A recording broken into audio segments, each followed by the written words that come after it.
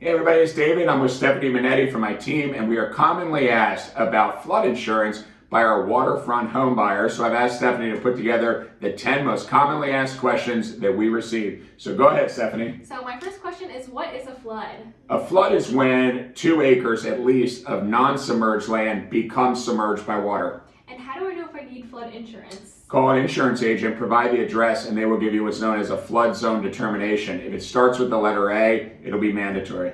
And how much on average does flood insurance cost? State of Maryland average is $629. I tell people about $700 based on the flood zone determination. And who would provide flood insurance? You can get it from most major insurance carriers. Ultimately, it's coming from the NFIP, the National Flood Insurance Program. Does homeowners insurance cover flooding? Your classic homeowners insurance will cover fires and floods from like a plumbing break, but it won't cover this type of flood insurance. So the answer is no.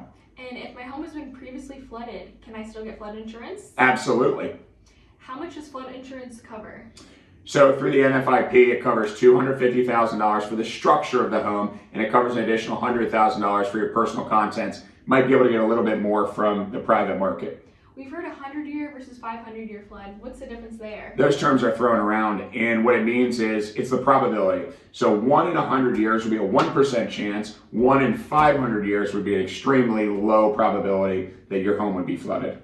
And what is the elevation certificate? Great question. An elevation certificate is an official document provided by a surveyor, and it'll be required in a high-risk area, and it'll tell you where your house is in relation to the base flood elevation, exactly what elements of the home are at high risk.